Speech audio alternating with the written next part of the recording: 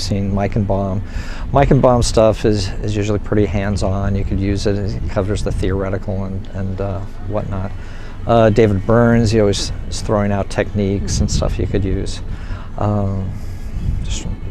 God, I've seen so many different folks, and it covers a wide range because like when I first was coming, I was usually hitting the behavioral health stuff. Went to a couple of kids conferences and stuff.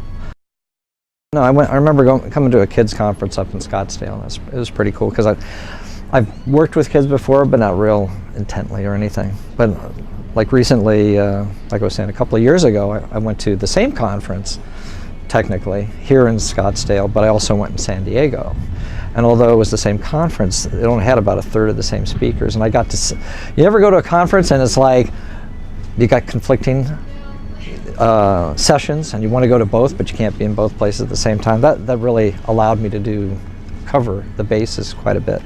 Because recently I've gotten more into trauma stuff and how that impacts folks. And it's really relevant for my population in the prison because there's a lot of trauma that those guys have gone through, and so I'm able to help them out with that.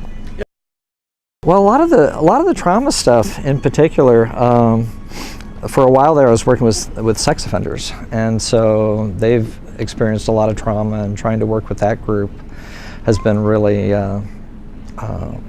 challenging, you might say. In fact, I forget which sex addiction / sex offending session I went to, but I remember there was one in San Diego specifically that was dealing with that, so that was really kind of instructive to go to and get a different perspective. So, and that's a cool thing about coming here too, because you get a different perspective on things.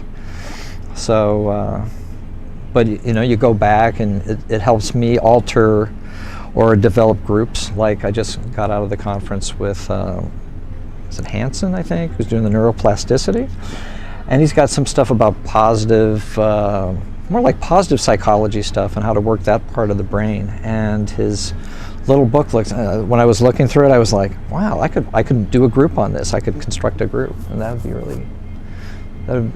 real different for a prison population, because you got pretty much the mainstream stuff, anger management. I think you guys had Podesky here at one point. Actually, I think I've seen her here twice. But the mind over mood stuff, which is basically cognitive behavioral therapy. So yeah, there's a lot of different stuff that I've been able to incorporate in my practice. Well, it's a great place to run into people and exchange ideas and stuff. I haven't done that much collaboration because hardly anybody works in the prisons. Every once in a while you run into somebody. I'm trying to remember, I think I went to a conference that had a lot of Hayes' stuff on acceptance commitment therapy. And he was talking about, he gave me some sites to go to and people to contact about corrections populations and bringing that in. But again, it's like bringing in different perspectives and trying to wed stuff. So I'm kind of like a chameleon in that way, and trying to just bring different stuff that's going to help, Well, sometimes it varies, because sometimes it's the author and sometimes it's the topic. So like with Meichenbaum, I remember hearing about Meichenbaum when I was in my graduate studies. So it's like, oh, what does he have to talk about? And he's done stuff like on post-traumatic stress disorder. That's obviously, we have veterans and stuff in our prison population, so always you could bring that to bear. But he covers a lot of different areas. But sometimes it's just the topic. Like recently when I started working with sex offenders and stuff, some of the more sex addiction, sex offending stuff that has come up, mostly in the trauma area, has been more interesting. But I'm not really that familiar with those guys. And I know there's been conferences in the past, and like in the past it's been like, oh, that's kind of, I don't know. But more recently it's kind of, yeah, I think that's going to be applicable. That makes sense to me. So it allows me to, just take a look at different perspectives and, wed stuff together. Like this guy Hansen is like, oh, there's you could change the brain through therapy. And I know that's been kicked around quite a bit, but he's kind of wedding that together. That's like really intriguing to me this time.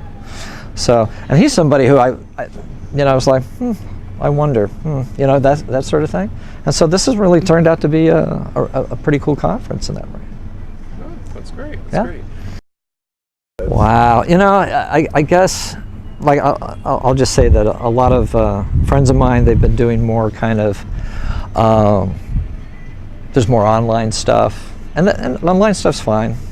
But I tend to drift towards I like the experience of coming here, meeting people, listening, that sort of thing. You could go online and if you're lucky, you'll get a video or something. I know some people who get a lot of their credits through reading books and stuff, and that's a methodology that works if you want to really get hold of a book and learn it real well. But I just like the human interaction. That's what our field's about. You know what I'm saying? Although, again, and you'll probably have something on this in the future, you know, in fact you have actually, more of the technology and the impact of technology on therapy, because we're moving more into that, and I wouldn't be surprised if in the next couple of years there's going to be more talks on like ethics and telecommunications and, you know, confidentiality issues and whatnot, because that's where we're going next. And it's funny because I remember when the internet first started, you know, there were situations where somebody would contact you via the internet. It's like, no, you can't do that. We don't, you know, they're telling us we can't do that, you know. So, and now it's becoming much more of an accepted mode. So the field's changing in that direction as well.